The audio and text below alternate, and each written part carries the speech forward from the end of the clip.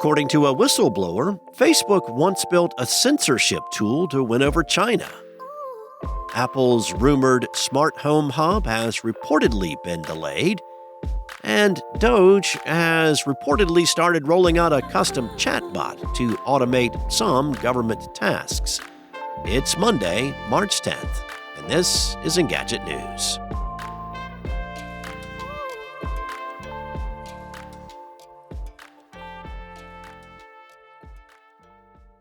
A report from the Washington Post detailed allegations made by whistleblower Sarah Wynne Williams about Facebook in a 78-page complaint filed last April with the SEC, including that the company built a censorship system in hopes to be allowed to operate in China, and that it considered allowing the Chinese government to access users' data in the country. Claims that Facebook developed a content suppression tool to appease China, where it has been blocked since 2009, were first reported as far back as 2016 by the New York Times. Wynne Williams has a memoir about her time at Facebook entitled Careless People, A Story of Where I Used to Work, coming out this week.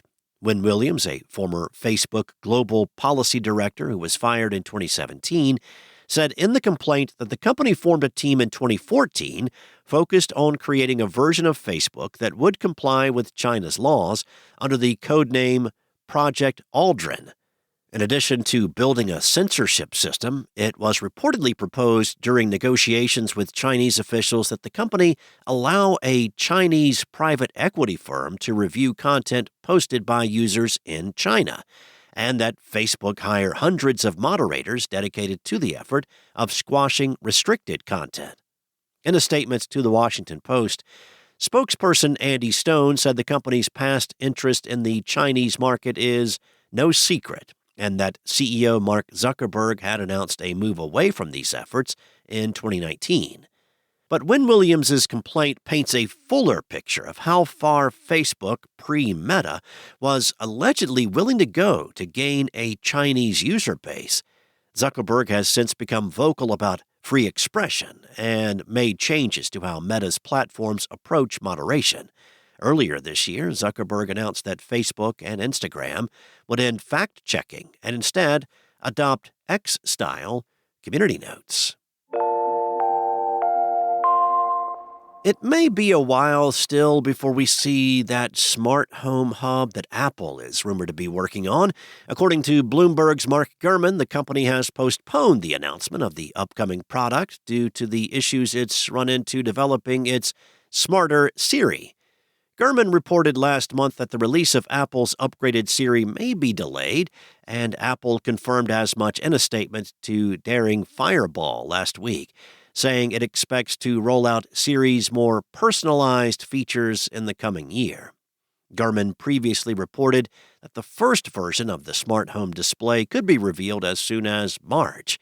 It would be a competitor to Amazon's Echo line of devices and Google's Nest Hub.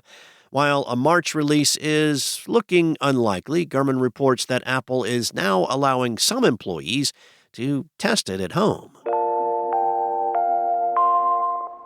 Employees of the General Services Administration, which manages government real estate and certain IT efforts, have been given a custom chatbot from Elon Musk's Doge to help automate tasks.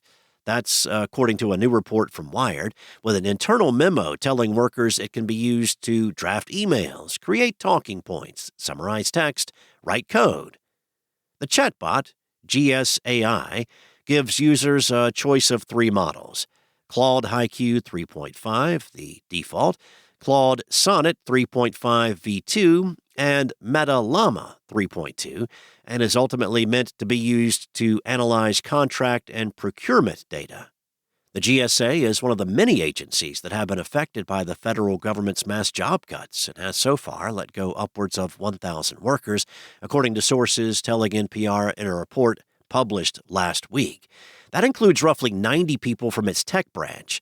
In memos about the new chatbot seen by Wired, workers were told not to input federal non-public information, personally identifiable information, or controlled unclassified information. It was reportedly tested among a smaller group last month before rolling out the roughly 1,500 workers who now have access, with plans to expand down the line. Thanks for listening. There's more to these stories and more tech news at Engadget.com. This episode featured journalism exclusively from Cheyenne McDonald and was voiced and produced from the sound studios of Spoken Layer. Enjoy your day, and I'll be back tomorrow with more tech news from Engadget.